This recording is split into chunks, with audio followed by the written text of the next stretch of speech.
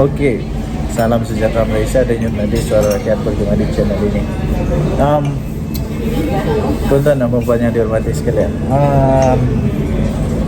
menjadi satu misteri paling besar sampai sekarang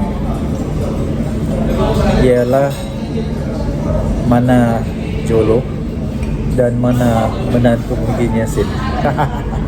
Mana dia orang sekarang? Dan kenapa diorang tidak berani untuk datang balik Malaysia? Terutama kita mau mengulas sedikitlah tentang menantu bekas Perdana Menteri Muhyiddin Yassin. Heran juga kenapa dia tidak balik Malaysia. Yang paling penting, kalau dia tidak bersalah, baliklah Malaysia. Jangan buat orang lebih rasa bahwa kamu itu betul-betul bersalah. Sebab kalau kamu melarikan diri, itu memang betul-betul kamu bersalah lah. Orang yang betul, orang yang benar, orang yang tidak bersalah, dia tidak akan lari. Dia akan lawan dengan kebenaran. Tapi orang yang lari itu memang sah dia lari daripada sesuatu yang salah lah. Memang dia takut lah tu. Jadi kalau kamu lari, kamu takut lah. Paling kesian, ini sebenarnya akan membawa kesan buruk kepada mentua kamu, akan membawa kesan buruk kepada mentua kamu sendiri, Muhyiddin Yassin. Jadi kalau mau jaga Muhyiddin Yassin punya air muka dia, kepercayaan orang-orang Malaysia kepada dia, balik.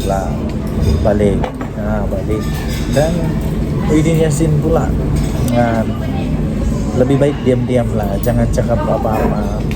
Sebab kamu pun tak best mana pun, tak mampu pun buat apa-apa.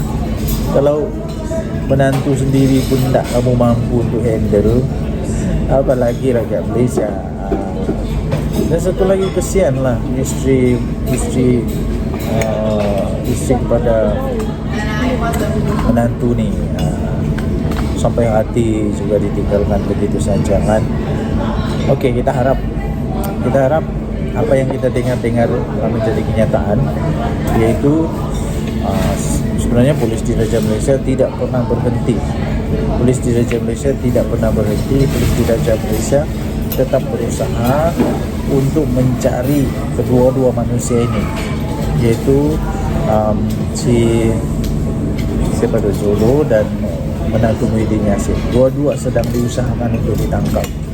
Jadi kita doakan semoga polis diraja Malaysia berjaya menangkap. Kita doakan semoga polis diraja Malaysia berjaya menangkap mereka kedua-dua. Jadi nanti kalau sudah ditangkap, sama ada Najib terlibat, Najib masalah, atau Muhyiddin terlibat, Muhyiddin dalam masalah, kita tidak tahulah. Tapi yang pasti kita mau supaya polisi Raja Malaysia berjaya tangkap dan akhirnya disiasat. Kalau betul-betul, kalau salah, betul tetap betul, salah tetap salah. Saya rakyat Malaysia mau melihat supaya rakyat Malaysia selepas ini kembali yakin, kembali percaya kepada negara Malaysia dalam undang-undangnya, dalam lawan rasuah, penyelewengan. Tapi itulah yang berlaku sekarang di Malaysia lah. Tahniah diucapkan kepada Perdana Menteri Malaysia yang terbaik. Denyut Nadi Suara Rakyat bergema di channel ini. Salam sejahtera Malaysia, Denyut Nadi Suara Rakyat bergema di channel ini. Okey, tuan-tuan dan puan yang dihormati sekalian, persoalan utama sekarang ialah apa jadi dengan Najib Razak yang sudah minta maaf, buat pengakuan. Lepas itu adalah beberapa pihak yang sudah siap untuk memaafkan dia lah. Tapi ada juga yang sebut kalau dia mau minta dimaafkan, dia kena bagi tahu lah, dia kena dedah siapa dalang-dalang yang terlibat, siapa yang terlibat di dalam semua yang berlaku itulah. Jadi persoalannya Habis apa seterusnya? What next? Apa seterusnya selepas dia buat permohonan maaf? Takkan pula dengan mudah selepas permohonan maaf semuanya selesai. Tidaklah boleh begitu. Jadi saya pikir heran jugalah. Saya pun tertanya-tanya, mungkin anda boleh berikan input, berikan pendapat anda, apa sebenarnya tujuan dia buat begitu ya? Apa sebenarnya tujuan dia buat begitu? Saya betul-betul masih lagi sampai sekarang berpikir apa tujuan dia buat begitu. Sebab tidak ada apa-apa yang boleh berubah. Dia tidak juga keluar dari penjara, tapi mungkin kerana keputusan sama ada dia perlu membela diri ataupun dia akan dilepaskan diketahui tidak lama lagi. Adakah ini satu strategi untuk supaya dapat pengampunan ke, supaya dapat belas kasihan daripada rakyat Malaysia kah? Saya pun tidak tahulah. Ya, dan seterusnya yang menjadi tanda tanya juga lah kepada saya. Betulkah itu memang betul-betul dari dalam hati dia? Betulkah itu dari dalam hati dia? Betulkah itu ditulis oleh dia betul-betul? Tapi saya percaya dia yang tulis lah. Cuma itulah persoalan saja. Dan kalau ia pun dia keluar nanti, masihkah dia mempunyai credibility, masihkah dia akan dipercayai, masihkah dia boleh menang kalau dia bertanding? Itulah soalan-soalan dia lah. Saya pikir rakyat Malaysia akan membuat itu sebagai satu cara untuk menilai dia nantilah. Satu cara untuk menilai dia nanti. Apakah dia akan dipercayai lagi ataupun rakyat sudah tidak percaya dia lagi. Okay? Jadi itu perkara yang saya masih lagi tertanya-tanya sekarang. Apa sebenarnya tujuan dia mohon maaf itu? Apa sebenarnya tujuan dia mohon maaf? Dan kalaupun orang mohon maaf, apa yang berlaku? Tidak apa-apa yang berlaku sudah pun. Paling-paling orang simpati dengan dia, itu saja. Dan seterusnya nanti kita akan ulas pula bagaimana pula dengan Rosmah Mansor. Rosmah Mansor apa pula dia punya merit? Apa pula dia punya merit? Tidak ada apa merit Rosmah Mansor. Macam dia ada pun. Okey, dan nanti soal rakyat berkembang di channel ini. Bye-bye. Selepas habis pilihan raya dan ada gesaan untuk bentuk kerajaan perpaduan dan buat kestabilan, alhamdulillah kestabilan itulah yang dapat menjamin keyakinan pelabur pada hari ini. Yang di sana ingin jadi pembangkang, okeylah, tak ada masalah. Tetapi kalau berterusan setiap kali pilihan raya kata nak tukar kerajaan, ia tidak akan membawa kebaikan dan juga sentimen yang baik kepada market. Saya nak nyatakan, saya tak bersokong ada rampasan kerajaan yang dibuat melalui pintu belakang ataupun daripada atap ataupun daripada mana-mana. Tapi yang pentingnya ialah kita hormat pada demokrasi yang telah diputuskan dalam pilihan raya sebelum ini.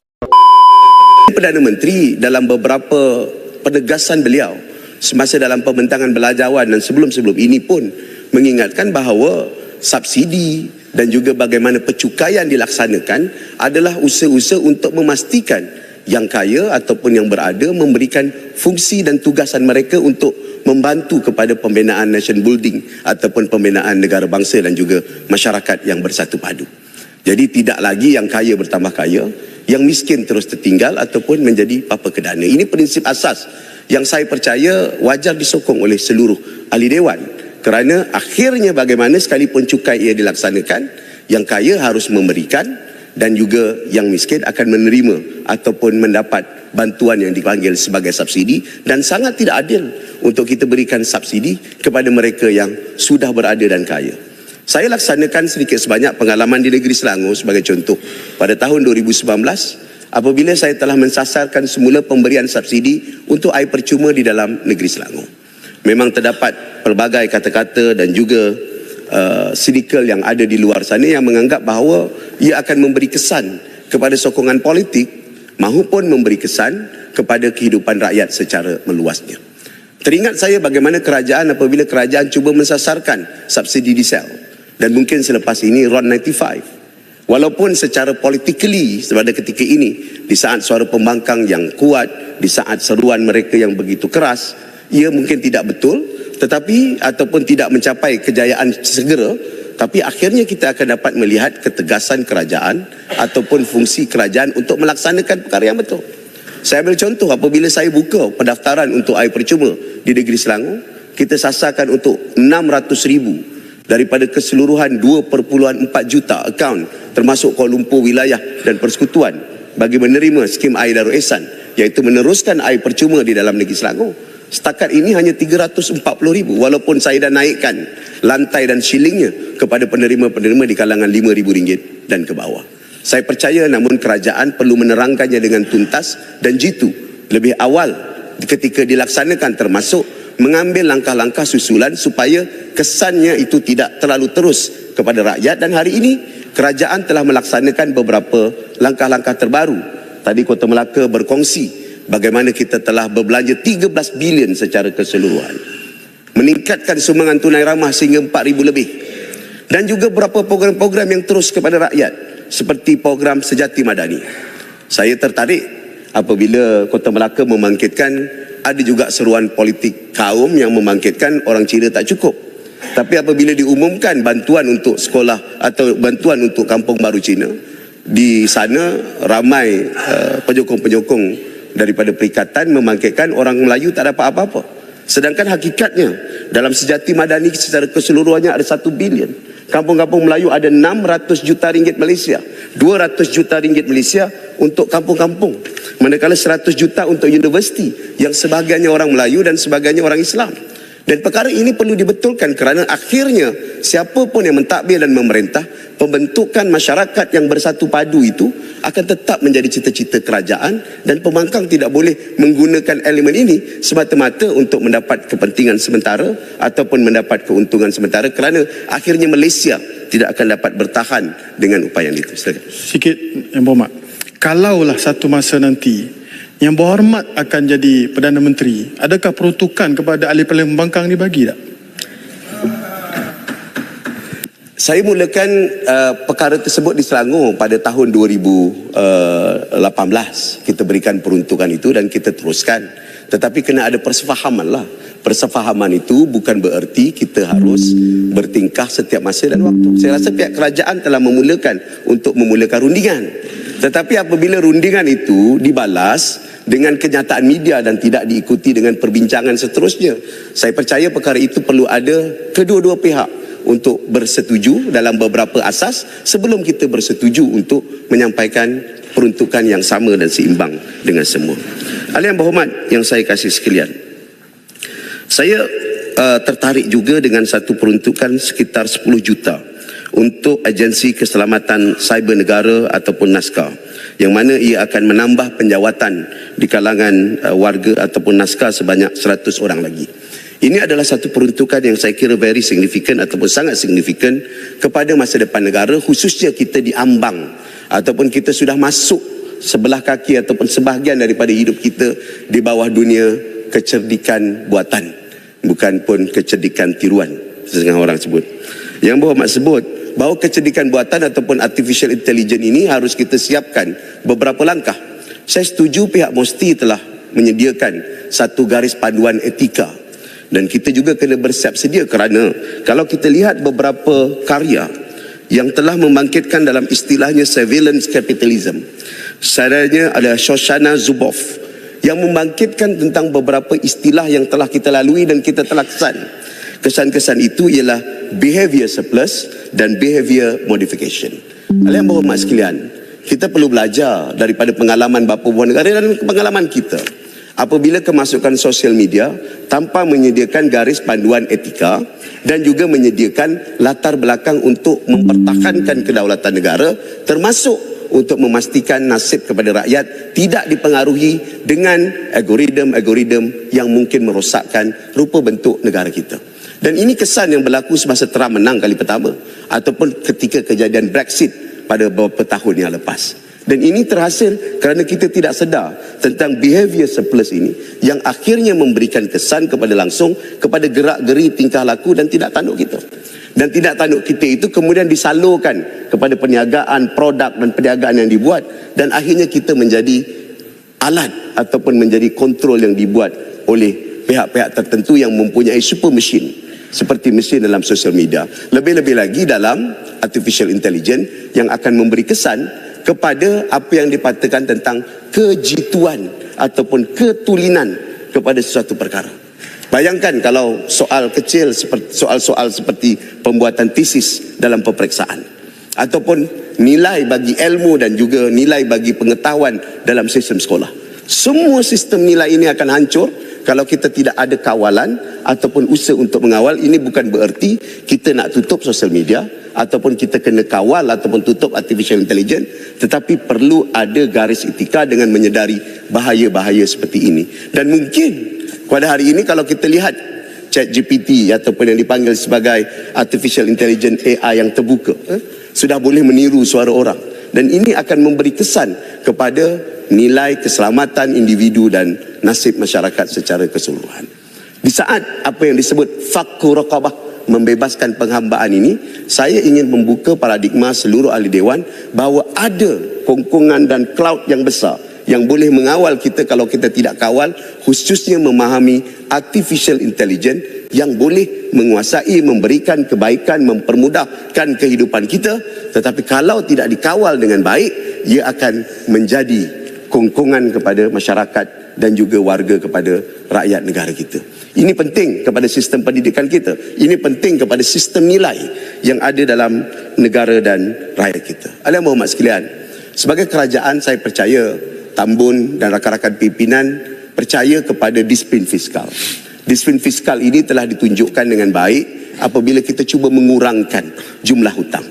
Tapi dalam masa yang sama, kita juga mempertingkatkan kebertanggungjawaban sosial untuk memastikan nasib masyarakat dapat dibela dan diteruskan dengan peningkatan-peningkatan sokongan termasuk dalam bidang pendidikan. Saya nak sebut balik apa yang saya tanya tadi. Yang berhormat, ada baca tak konten MOU yang diberikan kepada kami itu? Kalau yang berhormat baca, saya rasa yang berhormat sendiri pun akan terkejut. Dan saya nak tanya, kalau di Selangor yang berhormat dipahamkan memberi peruntukan, adakah ada MOU dan konten yang sama kepada semua ahli-ahli Dewan Undangan Negeri Selangor sehingga mereka dapat peruntukan? Yang berhormat, mungkin di Selangor tajam dan pertarungan itu tidak sehebat di peringkat persekutuan walaupun jumlah opposition bertambah. Tapi keadaannya berbeza dan sudah pasti suasananya berbeza. Tetapi pengalaman kita ketika berurusan dengan BERA satu ketika dahulu, BERA telah mengemukakan satu solusi ataupun satu MOU cadangan diikuti dengan pembentukan jawatankuasa. Berbulan-bulan jawatankuasa itu bermesyuarat detail, pergi ke baris dan tiap perkataan supaya kedua-dua pihak setuju. Jadi saya percaya langkah persetujuan MOU itu kalau dimulakan dengan satu preamble ataupun satu aturan yang tidak dipersetujui dan agak dianggap sepihak, ia harus ada cadangan balas dan harus diwujudkan medium. Kalau tak, kita akan terus mengutarakan isu-isu politik daripada isu pokok, iaitu peruntukan dalam ahli parlimen yang adil untuk digunakan. Jadi saya percaya hal ini perlu diurutkan dengan perkara tersebut, bukan dengan statement, tetapi statement itu kemudian mengajak untuk berlakunya kegagalan dalam MOU atau pembicaraan tersebut. Apa maksudnya berhormat pertemuan yang tajam itu? Baru beberapa hari lepas kami semua mengundi menyokong usul kerajaan. Hanya satu orang saja yang tak sokong. Jadi kalau itu dijadikan alasan, saya rasa tak tepat. Tapi cara yang berhormat sebut tadi, yang berhormat sesuai jadi mediator untuk selesaikan isu ini. Dan sebenarnya kalau daripada gaya pentadbiran berhormat, yang berhormat layak jadi Perdana Menteri sebenarnya. Terima kasih kepada PAS dan PN yang telah menyatakan PH ada calon Perdana Menteri yang baik. Terima kasih. Tak ada masalah. Itu tak kisahlah. Saya bagi ruang dan masa. Kalau nak perlukan perbincangan, tak ada masalah. Dalam banyak urusan saya jadi wakil rakyat, dia orang nak bercerai pun banyak saya satukan balik. InsyaAllah saya tak ada masalah untuk jadi mediator dan berbincang untuk kemakmuran dan juga kebaikan bersama. Pokoknya ketika kita bersepakat ataupun menyatakan persetujuan dengan bera satu ketika dahulu, di saat itu keadaan politik yang sangat keras. Kalau kita teruskan, ada tolakan, ada bantahan terhadap perkara-perkara penting seperti belanjawan dan sebagainya, ia tidak akan membawa kebaikan kepada negara hingga kepada penolakan belanjawan dan akhirnya struktur negara berlaku. Dan itulah juga gambaran yang telah dibuat oleh pihak sana. Pihak sana awal-awal lagi sebut tunggu bulan 8. Tak tahu bulan 8 2026 ke tahun 2027. Sampai sekarang bulan 8 tak bertukar kerajaan juga. Jadi artinya kalau kita bersetuju kepada beberapa asas, dan tak ada masalah untuk hal itu kita teruskan dan bincang. Itu maksud saya soal rampasan dan juga tugasan ambil alih kerajaan. Ya, terima kasih Yang Berhormat kerana mengharapkan kerajaan itu bertukar. Yang Berhormat tak sabar menunggu nampaknya daripada ayat tadi. Terima kasih Yang Berhormat Gombak. Terima kasih. Sikit, saya nak jelas, tak ada bukan masalah. Maksud saya, gambaran saya, isu besar penting adalah selepas habis pilihan raya dan ada gesaan untuk bentuk kerajaan perpaduan dan buat kestabilan. Alhamdulillah kestabilan itulah yang dapat menjamin keyakinan pelabur pada hari ini. Yang di sana ingin jadi pembangkang, okeylah, tak ada masalah. Tetapi kalau berterusan setiap kali pilihan raya kata nak tukar kerajaan, ia tidak akan membawa kebaikan dan juga sentimen yang baik kepada market. Saya nak nyatakan, saya tak bersokong ada rampasan kerajaan yang dibuat melalui pintu belakang ataupun daripada atap ataupun daripada mana-mana. Tapi yang pentingnya ialah kita hormat pada demokrasi yang telah diputuskan dalam pilihan raya sebelum ini. Terima kasih Yang Berhormat Speaker bagi masa kepada saya. Terima kasih dan saya menyokong saranan daripada ataupun bajet ataupun belanjawan yang dibentangkan tamu. Terima kasih. Terima kasih. Hari ini kita jelas sikap pendirian kerajaan Malaysia, bahkan sana dengan sini sama, kita sama-sama menyokong Palestin. Jadi istilah tuduhan yang disebut sebagai biadab, kurang ajar, saya minta Yang Berhormat Tambun tarik baliklah. Ini di hadapan saya. Baik, terima kasih. Saya terima kasih Muhammad kerana penjelasan itu. Mengapa saya marah? Gambar saya di belakangnya bendera Israel. Jadi Yang Berhormat harus faham, ya. Yang Berhormat pun berasa keras marah dengan Israel. Saya pun begitu. Jadi bila dibuat begitu, walaupun tidak ada captionnya, itu saya rasa Harakah boleh betulkan. Tak apa nak tegur saya, nak marah saya, nak kritik saya dan soal-soal lain, saya terima dengan baik. Tapi yang ini jangan. Jadi kalau penjelasan yang dibuat begitu, saya ucap terima kasih. Kita move on sajalah. Terima kasih.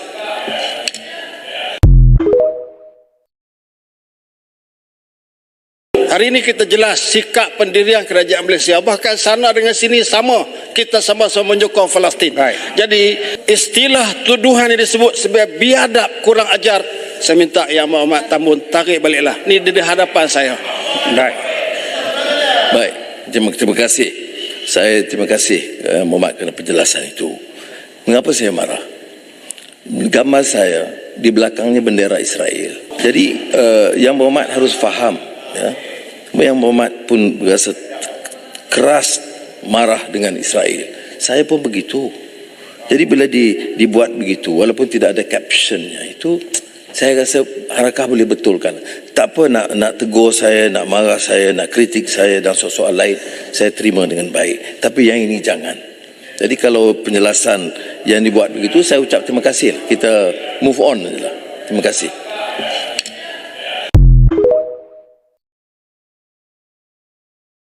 Hari ini kita jelas sikap pendirian kerajaan Malaysia, bahkan sana dengan sini sama, kita sama-sama menyokong Palestin. Jadi istilah tuduhan yang disebut sebagai biadab, kurang ajar, saya minta Yang Berhormat Tambun tarik baliklah. Ini di hadapan saya. Baik, terima kasih. Saya terima kasih Muhammad kerana penjelasan itu. Mengapa saya marah? Gambar saya di belakangnya bendera Israel. Jadi Yang Berhormat harus faham, ya. Yang Berhormat pun berasa keras marah dengan Israel. Saya pun begitu. Jadi bila dibuat begitu, walaupun tidak ada captionnya, itu Saya rasa Harakah boleh betulkan. Tak apa nak tegur saya, nak marah saya, nak kritik saya dan soal lain, saya terima dengan baik. Tapi yang ini jangan. Jadi kalau penjelasan yang dibuat begitu, saya ucap terima kasih. Kita move on sajalah. Terima kasih.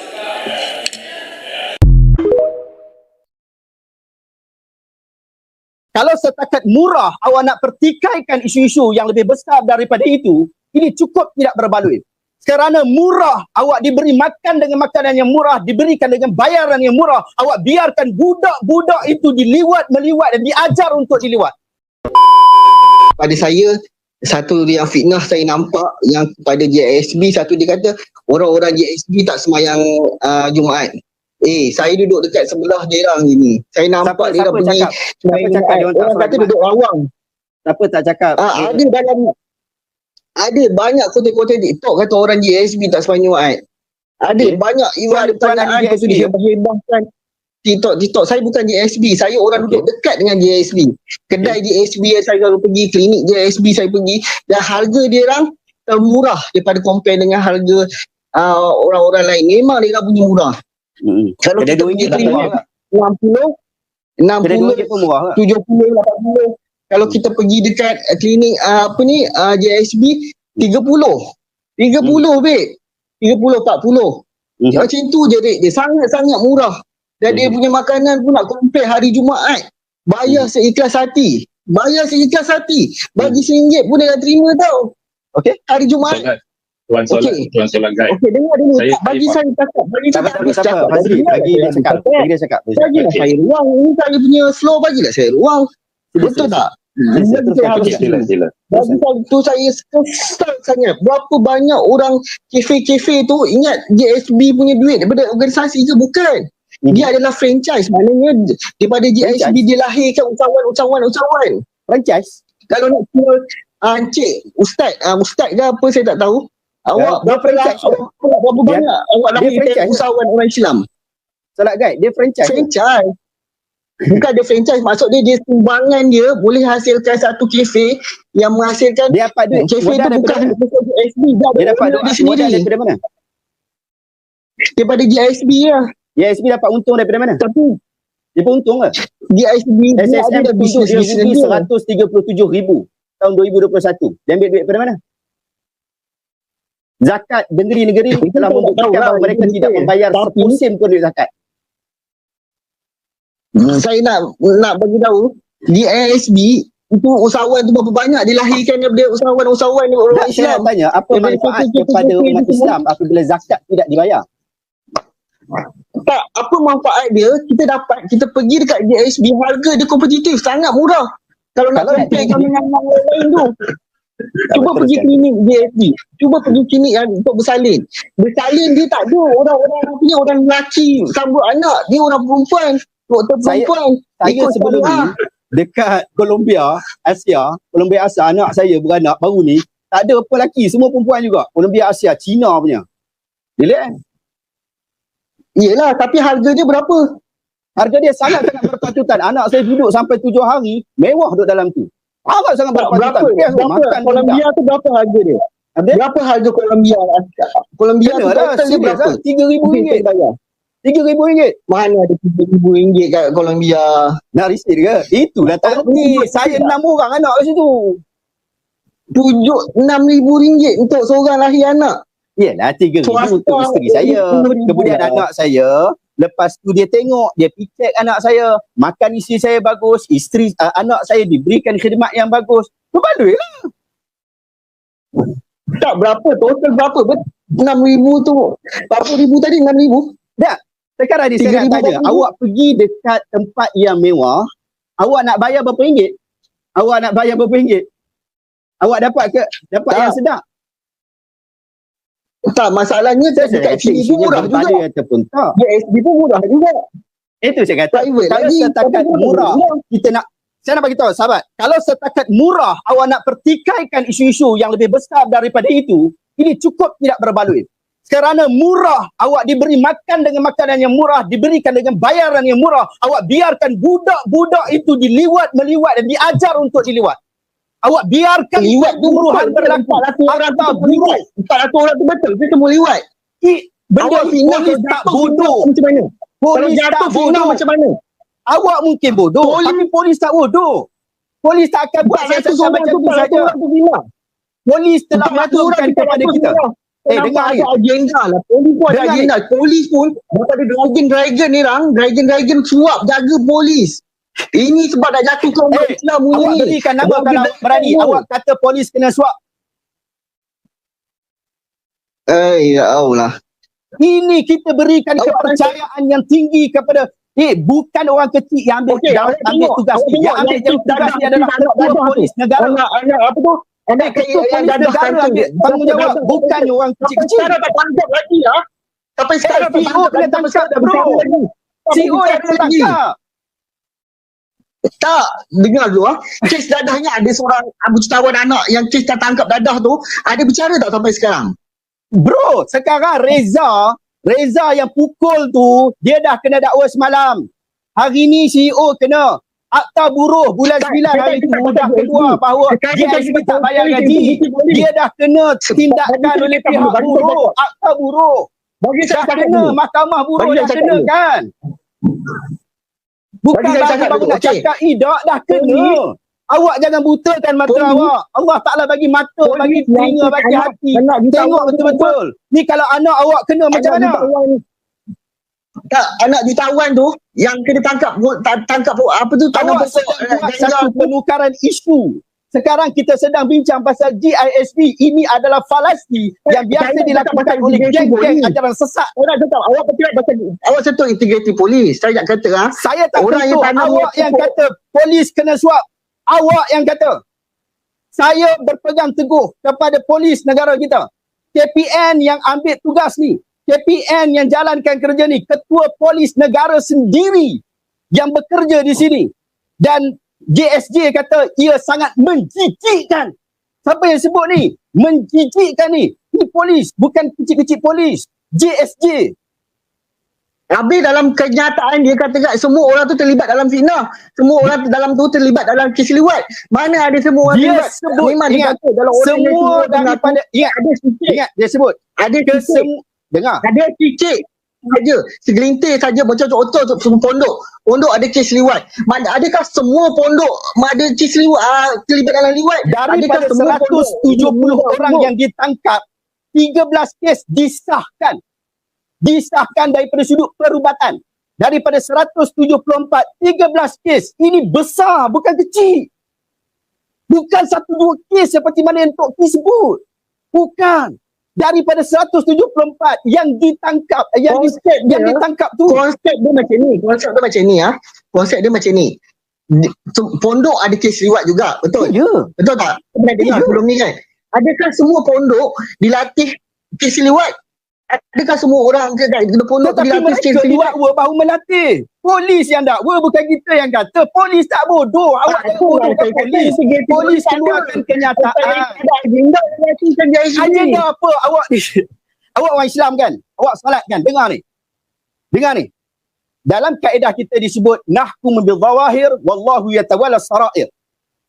Kita berhukum pada perkara yang kita jelas di depan mata kita, tetapi daripada sudut perkara-perkara rahsia kita letakkan di Macam hadapan mana pula? pada Allah. Ini Betul. adalah prinsip. Sabar dulu, bagi saya bercakap dulu. Saya nak cakap, awak awak betul, nak cakap. awak Biarlah saya cakap. Islam. Lagi saya bagi awak cakap pula. Okey, Dengar awak ni. cakap dulu. Dengar ni. Nahkumu bil zawahir wallahu tawalla sarair. Perkara yang jelas dekat sini, pihak polis, satu badan yang berautoriti, memberikan penjelasan kepada media tentang betapa seriusnya proses ini, betapa seriusnya perkara ini. Dan dia sebut ia berkaitan dengan GISB secara terang-terangan. Sehingga hari ini 19 orang daripada kalangan syarikat GISB dan salah seorangnya adalah CEO GISB sendiri, mereka ditahan. Dan telah direman. Isu ini bukan isu kecil. Ini bukan bodoh. Polis tak bodoh. Mereka tak akan buat tindakan sewenang-wenangnya. Silakan. Okey. Macam ni Okey, kita konsep dia macam ni Okey, kalau kata-kata pondok ada banyak. Betul. Dalam pondok pun ada kes liwat. Okey. So, adakah dalam pondok tu, katakan kita ada 1000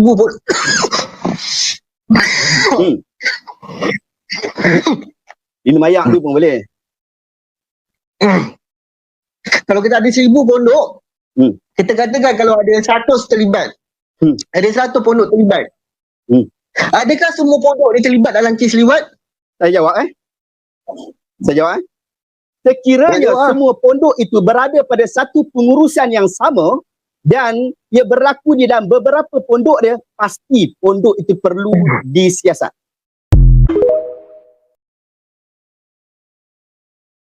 Pada saya Mak Menteri dia tak layak jadi Mak Menteri Wilayah Persekutuan. Dia bukan orang di sini. Kita ni peniaga di sini. Kita ni orang di sini, orang Kuala Lumpur. Mak Menteri ni orang Johor. Tahu ke dia nak tabir wilayah ni? Jadi dia kena berhati-hati bermain di Kuala Lumpur lah. Bukan saya nak mengugut dia, tidak. Tetapi dia kena faham. Dia kena tahu masyarakat yang ada di Kuala Lumpur ni. Kita datang bukan...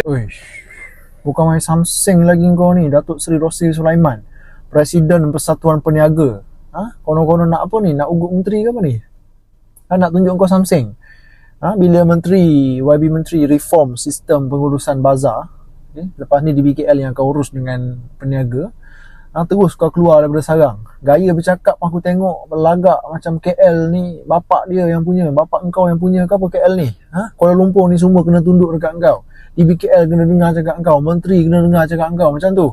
Amboi engkau, bukan main sombong lagi cara kau bercakap Oh, siap cakap lagi tu. Dia kata apa? Dr. Zaliha ni orang Johor. Apa dia tahu pasal Kuala Lumpur?